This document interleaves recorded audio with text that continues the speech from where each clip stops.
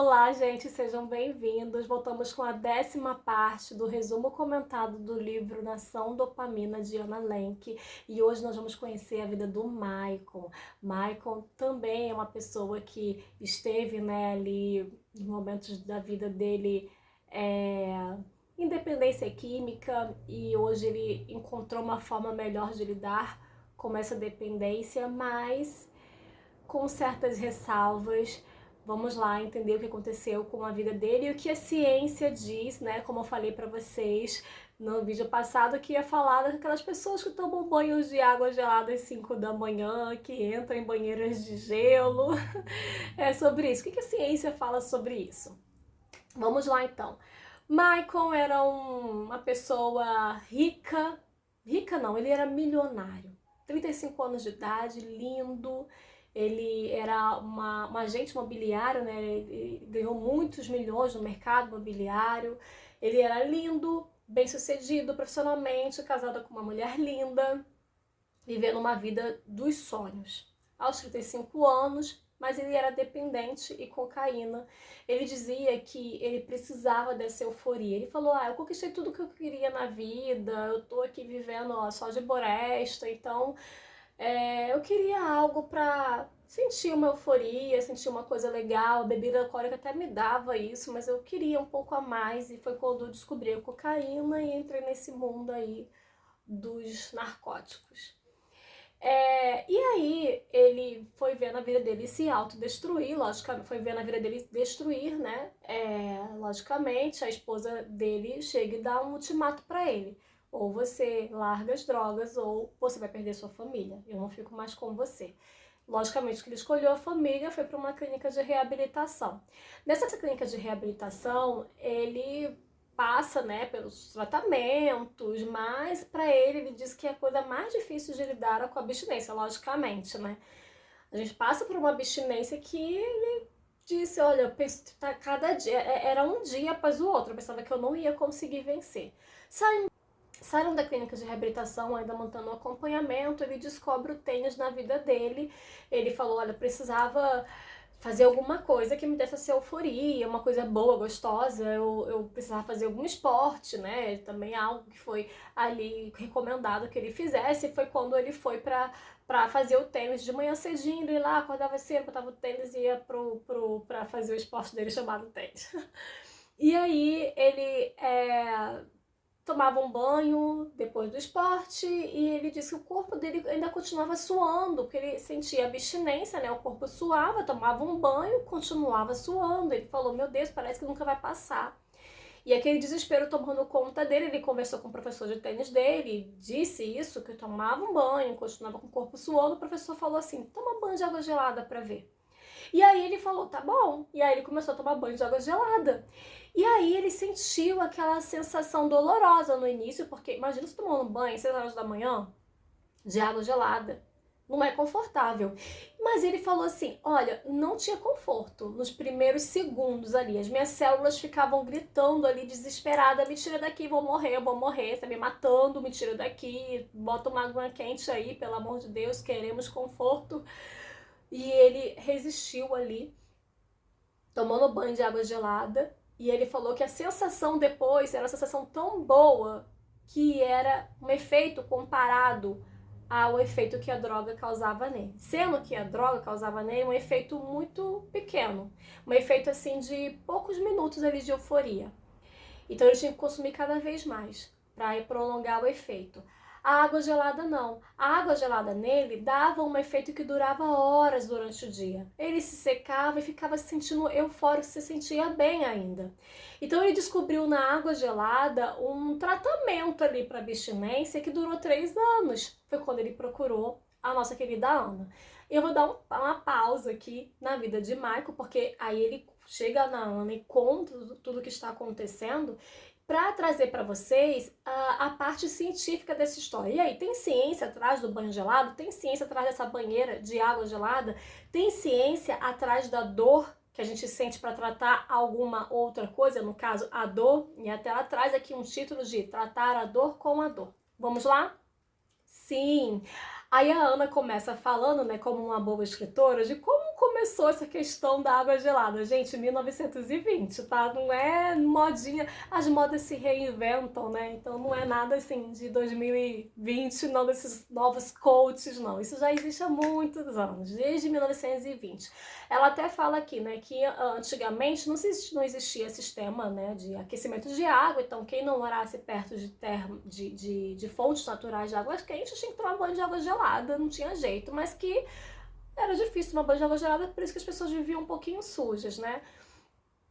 Principalmente aqui pra gente no Brasil não é tão incomum, porque nosso país é clima tropical, mas imagina na Europa, gente, 5 horas da manhã, ou 6, ou de noite, ou de tarde, a hora que for, é neve, é frio, muito frio, é difícil tomar banho gelado.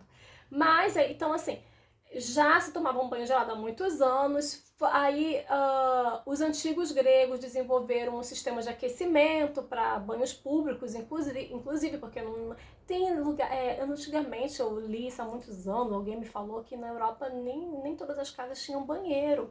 Tinha banheiro, não, banheiro tinha, mas não tinha chuveiro, né? Tinha esse sistema de aquecimento aí nos banheiros públicos, e os gregos eles fizeram isso. Bom, mesmo os gregos fazendo esse sistema de aquecimento de água, eles defendiam o banho frio para curar algumas enfermidades, tratar algumas enfermidades. E na década de 1920, um fazendeiro alemão chamado Prenses, não sei se é assim que fala, Vicente, o nome dele, eu vou falar em português, é Vicente Prince, Vicente, o Vicentinho lá incentivou o uso da água gelada para curar todo tipo de problemas físicos e, inclusive, psicológicos. E aí, trazendo mais para a atualidade, né, onde a ciência, a tecnologia aprimorou formas de que ali era só feito na prática. Será que funciona? Será que é verdade? Será que é misticismo? Não, vamos trazer isso para a ciência, vamos trazer esse banho gelado para a ciência. Bom, e aí um cientista da Universidade de Carolina, em Praga, publicaram numa revista um experimento no qual 10 homens foram voluntários para submergir com a cabeça para fora, é lógico, numa água a 14 graus, numa água gelada a 14 graus durante 1 hora. E pegaram a amostra de sangue dessa galera aí para ver como é que foi o efeito dessa água gelada no corpo, nas células dessas pessoas.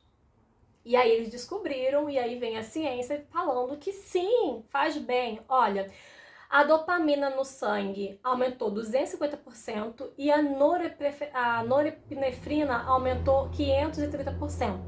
Então eles entenderam o quê? Não, são neurotransmissores importantíssimos para o prazer, e que, de fato, o banho gelado ou a imersão em água gelada, sim, traz benefícios à saúde.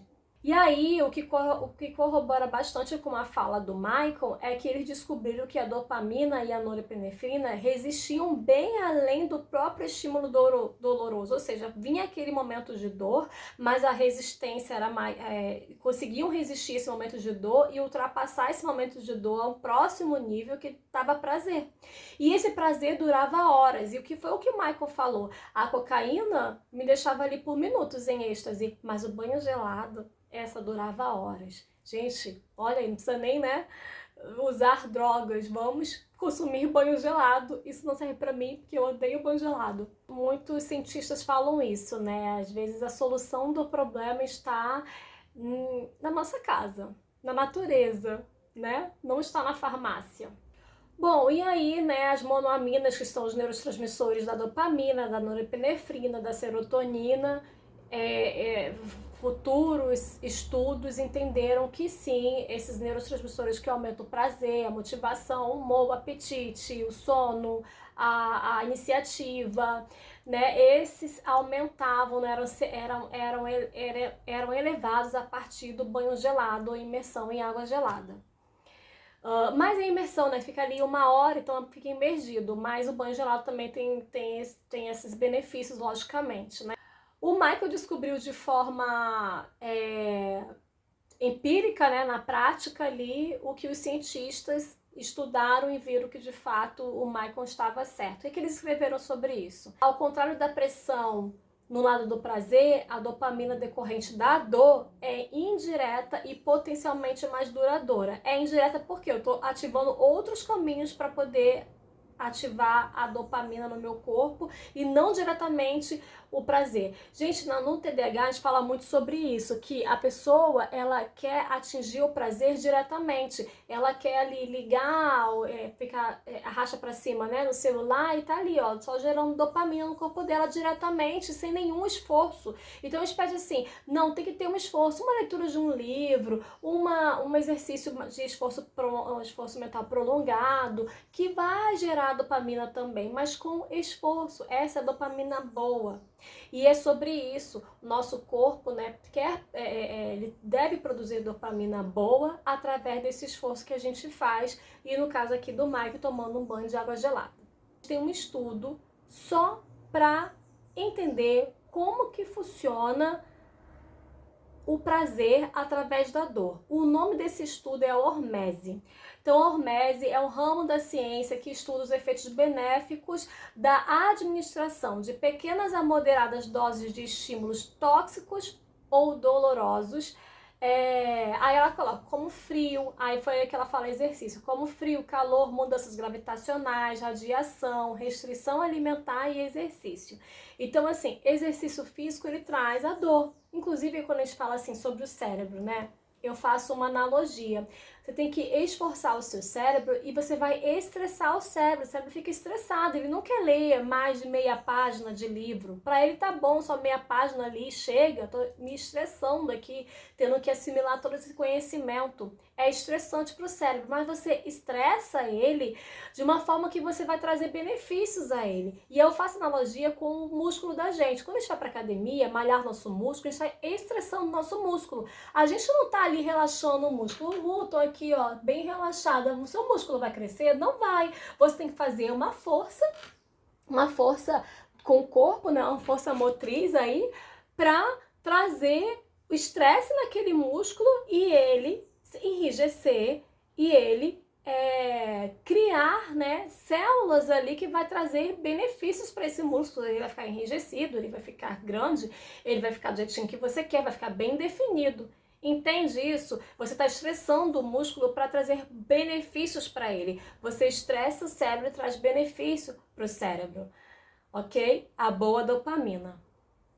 Isso vai servir para restrição alimentar, e quem faz jejum intermitente, para quem tem transtorno alimentar não, tá? Não faça restrição alimentar, tá bom, gente?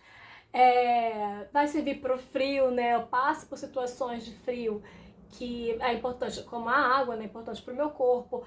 Bom, e aí a hormese estuda isso, estuda os efeitos dessas dores no nosso corpo, os efeitos que são efeitos benéficos segundo esses estudos. E tem um autor chamado Calabrese que ele é ele é americano e ele se conduziu a vida, né, acadêmica dele ao estudo da hormese. Ele fala que ele escreve esse fenômeno como respostas adaptativas dos sistemas biológicos a moderados desafios ambientais ou autoimpostos pelos quais o sistema aprimora sua funcionalidade ou tolerância para desafios mais severos. Ou seja, a gente vai se aprimorando. Para mim, ler meia página de livro tá ok. Quando eu leio uma página inteira, já eu fico um pouco estressada, porque eu tenho que assimilar muita coisa do meu conhecimento ali que eu não estou acostumada. E aí eu vou me acostumando, ok, então eu passo a ler agora uma página e meia e eu vou voltar a ficar estressada. E aí você vai trazendo essas tolerâncias para o seu corpo. Mas é bom a gente entender que são pequenas a moderadas doses, não é para exagerar, e vocês vão entender o porquê, tá? Depois aqui, ainda nesse vídeo. Bom, aí eles trouxeram aqui, como é que eles fizeram esses estudos? Pegaram minhocas e colocaram um calor, alto calor, né, alto grau de calor, mais do que o de costume, que as minhocas estavam acostumadas, e aí eles perceberam que as minhocas estavam mais expostas ao calor maior de costume, e que já estavam acostumadas, viveram por mais tempo. As drosófilas, que são uma espécie de mosca, colocaram numa centrífuga e aí perceberam que essas moscas que ficavam na centrífuga por um tempo determinado, maior do que as de grupo controle, voavam mais altos e viviam mais. Só que, ao mesmo tempo, assim, as que ultrapassaram um determinado tempo nessa centrífuga morreram imediatamente. Então, assim, olha aí, tem uma dosagem para isso, né? Para sair por aí só estressando, não, porque você fica até viciado em estresse, tá? O jejum intermitente, né? Muitas pessoas, hoje em dia, né, gente, o ovo fazia mal, o ovo faz bem. A água gelada faz mal, agora faz bem. Então tem os modismos aí, né? O jejum intermitente tem muitas pessoas que tem benefícios, né? O que é importante é entender que não são práticas para todos os tipos de organismo, todos os tipos de pessoas. É importante entender isso, porque a moda da vez agora é jejum intermitente, então eu vou fazer jejum intermitente também. Você vai se beneficiar? Você está se beneficiando? Esse estudo que disse que jejum intermitente é bom, ele é feito da sua população? Então, assim, nós que somos neuropsicólogos, por exemplo, a gente traz a importância, assim, de alguns estudos que são feitos lá fora e viram testes, né, são os testes neuropsicológicos que nós usamos, eles têm que ter validação no Brasil, porque tem efeitos transculturais dentro daquela normatividade ali, entende? Então, assim, o que eu explico para os meus pacientes, né, de avaliação neuropsicológica? A gente tá aqui, ó, a maior parte da população brasileira está aqui. Quando você está numa curva, quando você sai desse equilíbrio, você entra numa curva ou para cima ou para baixo. Você está fora. Então, eu vou dizer assim, olha, você está desequilibrado, isso está te trazendo prejuízos mentais, prejuízos profissionais, prejuízos sociais. Você está numa curva de desequilíbrio. E eu quero te trazer, né? Aí, assim que a gente fala assim, ó, então você pode ter um possível transtorno, TDAH, TEA, enfim, você está dentro dessa curva. A questão é que alguns testes falam que você está dentro dessa curva, logo você tem um transtorno, mas não foram validados no Brasil. Eles levaram em consideração a questão cultural? Não, então eles têm que entender isso, que nem tudo vai servir para todo tipo de população. Quando eu paro para ler um artigo, veja, mas em que grupo que eles fizeram esses estudos? Então, gente, aprendo a questionar, aprendo a duvidar, pesquisem. Eu acho isso muito legal quando você começa a ler e uma leitura te leva a outra, e te leva a outra, e te leva a outra, porque você começa a pesquisar e fala assim, será que isso é verdade mesmo? Mas como isso foi feito? E você questiona e você ganha muito em aprendizado. Então, assim, jejum intermitente, para quem tem transtorno alimentar, não é recomendado, né? Mas outras pessoas se beneficiam disso e, enfim, né? Dizem que até prolonga a vida, ok, né? Mas, assim, por que não é recomendado para quem tem transtorno alimentar? Porque a pessoa com bulimia, com compulsão alimentar, que vai entrar numa dieta de jejum intermitente, a gente sabe que o jejum intermitente você fica ali 20 horas sem comer, 18 horas sem comer e 6 horas com a janela aberta para alimentação. Aí a pessoa que sabe que vai ficar dali as próximas 20 horas sem comer, o que ela vai fazer?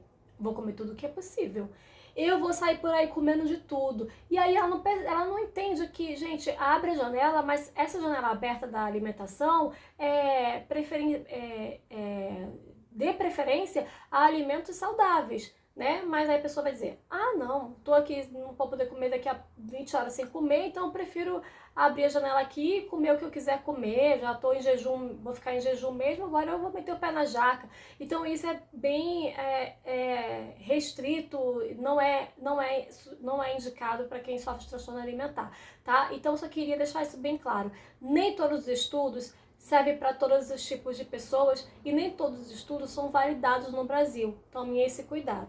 Eles também fizeram estudo com os ratos, que os ratos que se exercitavam tinham era mais duradoura a dopamina desses ratos.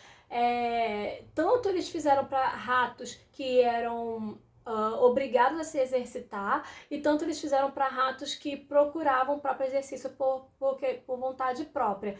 Tanto um quanto o outro, eles percebiam que eles tinham uma vida com mais prazer. Como é que eu sei que o rato está sentindo prazer? É boa pergunta. Eles pegaram, que eu mesma faço a pergunta, né? Eles pegaram ratos dependentes químicos, 2 grupos de dependentes químicos, e eles colocaram para fazer exercício e o outro não. O grupo que não fez exercício físico procurou a droga por muito tempo, usaram drogas ali procurando o prazer, né? Eles queriam a sensação do prazer, então eles procuravam a droga. O grupo de ratos que fez exercício físico procurou bem menos, com menos intensidade e menos frequência. Então, ou seja, aquilo que a droga produzia neles, o próprio exercício físico também produzia, então eles procuravam menos a droga, tá? E eles, logicamente, replicaram isso em adultos, né? E viram que também tem um efeito benéfico na atividade física. Pessoas que faziam atividades físicas no final do ensino médio, durante os primeiros anos da vida adulta, também tinham menos propensão ao uso de drogas do que pessoas que não faziam atividades físicas. Por isso que muitas pessoas falam, né, que o esporte ou o exercício físico, o esporte em si, ele é a movimentação, né, o movimento, né, ele é um grande assim aliado do bem-estar e aliado para os jovens, né, eles terem um prazer na vida e não precisarem buscar em substâncias químicas esse prazer. O Michel Nicoleles, acho que é o nome dele, né, ele é um neurocientista da faculdade, esqueci o nome da faculdade dele, dos Estados Unidos. Ele é um neurocientista muito respeitado, ele é brasileiro, mas ele é um professor de uma faculdade nos Estados Unidos, e ele fala sobre isso. Você quer prolongar a sua vida, você quer ter prazer, você quer modular o seu cérebro, se movimente. Até a Ana fala, gente, como é que eu vou dizer aos meus pacientes que eles se exercitarem, se movimentarem é bem melhor do que eu receitar a eles um medicamento, né? Ah, eu não tenho tempo, eu isso, eu aquilo, mas você vai tomar medicamento para sempre? Então, é sobre isso, né, gente? Não precisa estar muitas vezes a nossa cura está dentro da nossa casa, está na natureza, não está na esquina da farmácia. E aí que ela entra nesse título agora do livro, que ela coloca como dor para tratar a dor, e ela volta rapidinho na vida do David. O David, vocês se lembram que ele era ele ficou dependente em medicamentos para psicoestimulantes, né, medicamentos para TDAH. Ele tinha uma aversão muito grande social, ele não conseguia conversar com pessoas. Ele foi aquele menino que ficou trocando de curso na faculdade porque ele precisava apresentar um trabalho, então ele fugia, ia para um curso que não precisasse apresentar trabalho. Ele sempre estava fugindo de ambientes sociais que ele precisasse falar alguma coisa, porque ele tinha pavor disso. Ele tinha aversão, e aí ele foi sendo medicado, e ele foi conseguindo conquistar a confiança, mas ele precisou ser desmamado desse remédio em uma clínica de reabilitação, porque ele ficou realmente dependente desse medicamento, e ele queria tomar esse medicamento para se sentir seguro. Sabe aquela pessoa que bebe cerveja para se sentir bom? Agora eu posso socializar, agora eu posso conversar. Aí você vai beber cerveja e fala, agora, poxa, a cerveja me deixa mais soltinho, pô, legal, aí eu converso com a menina, eu dou um chaveco, aí eu fico mais simpático, e aí essa pessoa fica assim, né? Teve um dia que essa pessoa vai no bar e fala assim, me dá um drink aí, não quero cerveja não, quero um drink, e aí o cara não bota álcool nesse drink, a pessoa começa a se soltar. É feito placebo, né? Ela fica super sociável. Aí o amigo fala assim pra ela, e aí? Nossa, tá legal, tá bacana, você fica muito simpático realmente, né? Aí ele quando eu bebo eu fico super assim, pra cima, alto astral, converso com todo mundo, eu perco a timidez. Aí ele fala assim, mas se eu te falar que essa bebida não tinha álcool?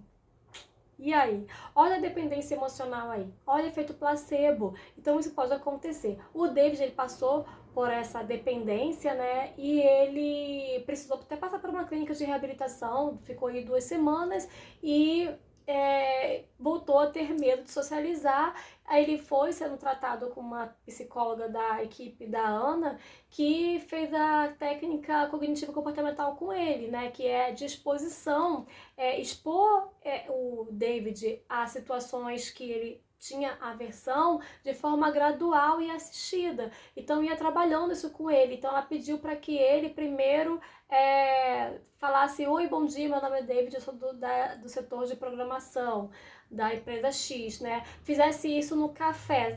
Toda empresa tem um cafezinho, né? Tem um café que você vai lá. Então ele tinha que ir lá como exercício daquela semana, pelo menos uma vez no dia, ir no café. Se tivesse alguém, ele teria que se apresentar e falar de qual setor que ele era. Então assim ele foi tratando a dor dele, a aversão dele, com a própria dor, né? De estar naquele ambiente que era um ambiente desconfortável para ele, de falar com pessoas. A maior parte dos terapeutas fazem, né, de quem tem medo de altura, tem uma escada, leva uma escada para o consultório. Eu faço muito pareamento também, tipo assim, ó, uma escada no consultório, né? Aí, o que você gosta mais de fazer? Eu gosto de ler. Leitura me deixa à vontade, eu fico relaxada com leitura. Altura não, eu odeio altura, eu tenho aversão à altura, isso me atrapalha profissionalmente, me atrapalha socialmente, enfim. E aí a gente fala assim, pega uma escada normal, e sobe o primeiro degrau, vai lendo o livro ali, no primeiro degrau e lendo o livro, vai se apoiando, faz uma forma que dê pra você ler o livro e no primeiro degrau. E você faz ali por algumas semanas, depois você aumenta para o segundo degrau, então você vai pareando uma coisa ruim, que aquela pessoa não consegue, tem aversão, para uma coisa boa, que é a pessoa que relaxa a pessoa. Então, assim, eu gosto de falar, ninguém percebeu, né? Minha avó dizia que eu falava pelos cotovelos. Sempre fui assim, de conversar muito. Sempre não, acho que eu era bem tímida na minha infância, mas depois da minha adolescência eu comecei a falar e até hoje estou falando. Bom, e aí se falar para mim é confortável, então eu vou juntar, né, o último ao confortável. Eu vou pegar algo que eu tenho aversão, que eu tenho medo. Não me lembro algo assim que eu tenha uma grande aversão. Avião. Eu tenho muito medo de avião, mas não é medo de que eu não entre no avião, então não serve. Algo que eu tenho muito medo. Eu vou colocar avião porque assim, eu uso essa técnica no avião, mas não porque eu não vou conseguir estar naquele avião se eu não usar essa técnica. Mas eu me forço, né? Porque eu quero viajar com menos tempo, então eu vou de avião, né? Ou eu tive um grande sonho de conhecer Nova York e eu falei, cara, eu morro de medo de avião, mas eu vou enfrentar, vou fazer um transoceânico que eles falam, né? Vou atravessar o oceano e vou de avião, muito mais barato, né? E vou encarar esse medo. E aí eu lembro que uma das viagens, eu voltando de viagem, o avião tava muito vazio. Eu falei, pô, avião vazio, vai cair esse avião. Com certeza, avião vazio vai cair. Porque se o avião tá cheio, aí às vezes Deus quer salvar uma pessoa, vai dizer assim, não vou derrubar esse avião não, porque, né, uma pessoa, eu não quero que essa pessoa morra. Mal a gente imagina, né, que de repente pode o avião cair e uma pessoa sobreviver, igual teve um último avião que caiu aí na Índia, né? Uma pessoa sobreviveu. Gente, é muito Deus na vida dessa pessoa, né? Bom, não era a hora dele, né? E todos morreram. E eu ficava pensando nisso. Não, avião vazio é mais fácil de cair. Porque é uma tragédia menor, né? Gente, aí eu fiquei muito nervosa, sozinha, muito nervosa. Eu tinha algo que eu vim para resolver aqui, assim, da minha vida, né? Eu falei, poxa, então será que esse é meu fim? E ficava pensando nisso, na minha morte mesmo. Aí tinha uma mulher atrás de mim que ela sorriu pra mim. Eu fui no banheiro e voltei logo no comecinho. E aí ela sorriu pra mim, ela, posso sentar aí? Tô tão nervosa pra gente conversar. Falei, tá, pode. E eu fiquei super feliz. Pra você ver como o avião tava tão vazio que cada um ficou na sua poltrona na janela. Muito vazio, acho que não tinha nem 20 pessoas naquele avião. Aí eu falei, claro, e ela sentou do meu lado. E a gente passou o voo inteiro conversando. A gente não dormiu, era um voo noturno, né? A gente não dormiu, passamos o voo todo conversando. E eu fiquei assim, graças a Deus, assim, eu tava com muito medo. E eu despistei o medo. Assim, vamos conversar, despista o medo. Tem que tomar medicamento, né, pra dar aquela relaxada, dormir. Mas é sobre isso. Pare algo ruim com algo bom que você vai conseguir ultrapassar essa linha aí. Essa linha da aversão, do medo. Volta no Michael e aí vocês vão ver que o Michael trocou uma dependência por outra. E isso é muito comum, acho que eu já falei isso até em outros vídeos. Essa é a questão, porque o Michael ele ficou tão fascinado e viciado em tomar banho gelado, em imergir em águas geladas, em banheiras de gelo, que o cara tava lá, comprou um freezer para entrar no freezer. ressalvas, né, aqui do exagero à parte, ele falou assim, como eu vi que o corpo entra por exemplo, assim, se eu entrar numa água gelada, numa banheira de água gelada, o meu corpo vai se adaptar àquilo lá, aquela temperatura, e ele mesmo vai esquentando a água. Então ele comprou um motor para manter a água gelada, entende? Ele comprou um motor também para a cama dele, para que a cama dele não subisse acima de 13 graus. O motor para o colchão, para que o colchão sempre se mantesse a 13 graus. Então ele levou muito a sério isso e tudo para ele era água gelada, estar gelado, ficar o tempo todo o máximo que ele conseguisse em água gelada. E ele conversando isso com a Ana, do quanto que ele fazia, eu quero água gelada, é isso aí, vamos lá tomar banho de água gelada, botar uma banheira gelada, botar um motor no colchão para que o colchão não aquecesse.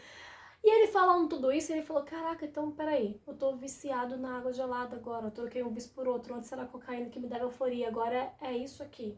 E essa é a dosagem que a Ana fala lá no comecinho desse capítulo, né, que ela fala, gente, é moderado, é com doses, não é assim, ai, vamos lá, eu vou deitar e dormir na neve. Não é assim, porque também isso mata, porque também isso gera dependência. Ela diz que assim como nos tornamos a estímulos de prazer com exposição repetitiva, também podemos nos tornar tolerantes a estímulos dolorosos e isso também reconfigura nosso cérebro, tá? Então acostuma, eu quero mais, acostuma, eu quero mais, acostuma, eu quero mais e acaba te matando, te fazendo mal, também te trazendo os mesmos prejuízos de repente que a cocaína estava ali trazendo ali. A Ana traz aqui a síndrome de overtraining. Essa síndrome ela descreve atletas que malham tanto que chegam à exaustão física no nível e que eles não conseguem parar ainda que estejam machucados ou ainda que possam ter algum prejuízo ainda maior, sabe? Eu tô com o joelho machucado, eu continuo treinando. Cara, vai piorar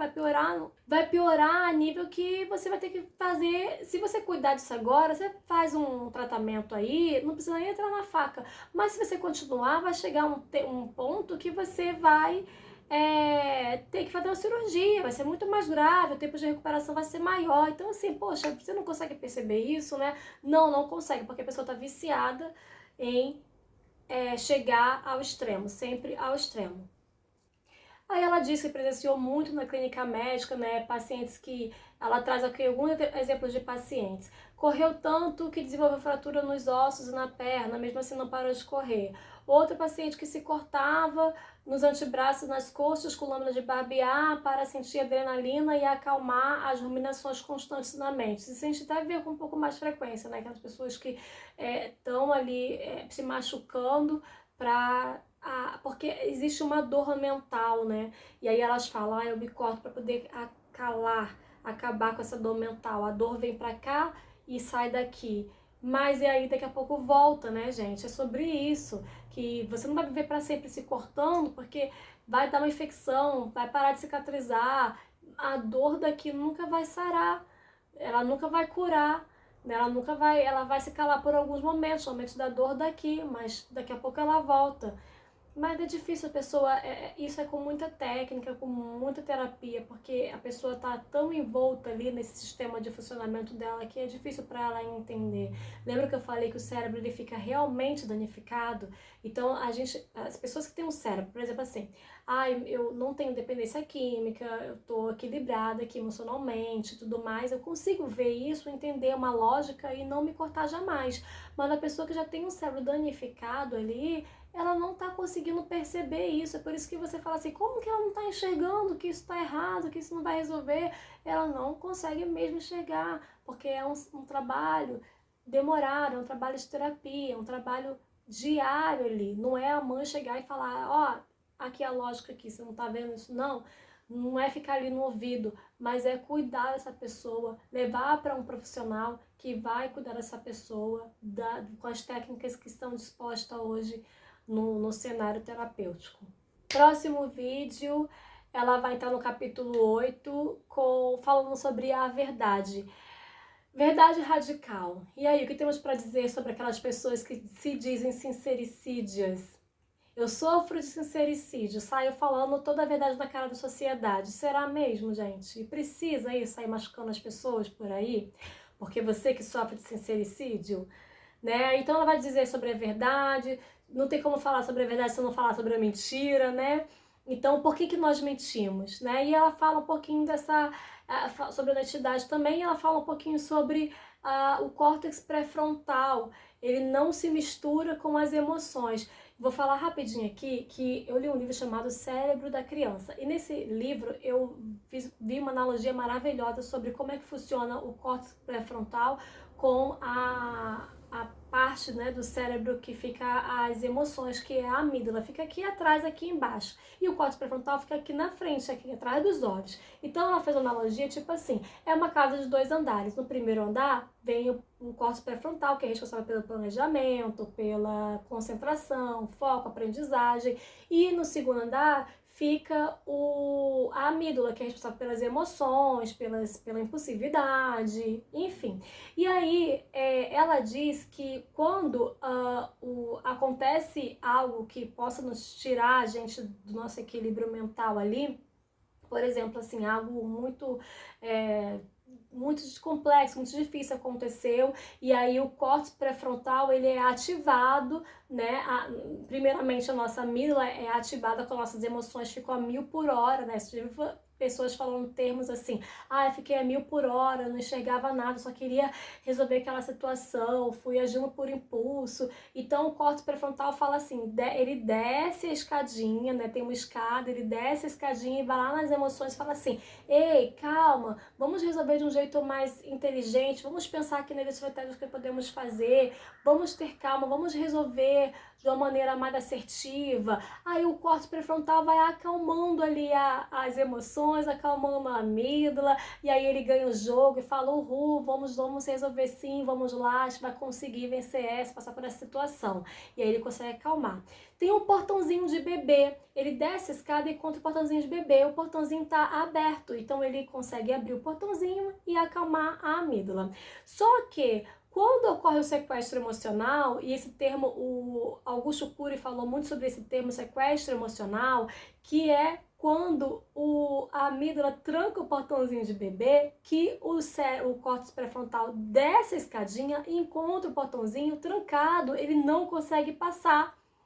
Ele não consegue, tá trancado. Aí ele fala assim, caramba, olha lá, olha as emoções do cara indo a 1000 por hora. Olha o cara falando, jogando merda no ventilador, falando besteira, agindo impulsivamente, fazendo coisas sem pensar, né, sem me usar o córtex pré-frontal. E aí ele não consegue, ele fala, tô rendido, eu não tenho o que fazer aqui. E aí ele fica aguardando ali até o momento que aquele portão do bebê é aberto e ele consegue acalmar aquela pessoa. E aquela pessoa sai desse momento e fala assim, nossa, eu não lembro de nada que eu fiz, me deu um branco, eu não lembro do que eu falei, né? Eu não lembro das atitudes que eu tomei, me deu um branco na mente. Isso é sequestro emocional.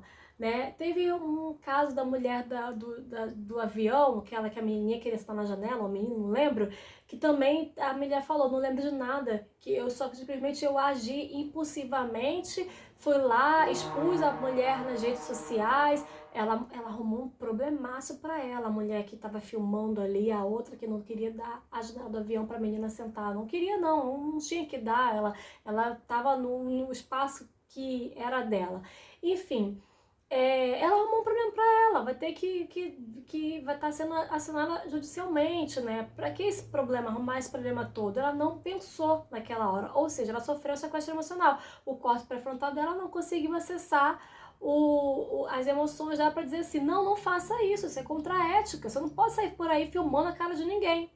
Entende? Então é sobre isso. O córtex pré-frontal, as amígdalas, por que a gente mente, por que a gente fala verdades radicais, é necessário, é preciso mesmo sair jogando aí na cara da sociedade o que eu penso sobre a sociedade, o que eu penso sobre você e sobre mim. Eu tô olhando para mim, é um efeito de reflexão meu, é um efeito de reflexo que eu penso isso de mim, jogo para você, mas na verdade eu tô falando de mim? Não sei, não sabemos. Vamos ver aqui no próximo capítulo e no próximo vídeo. Muito obrigada, até a próxima!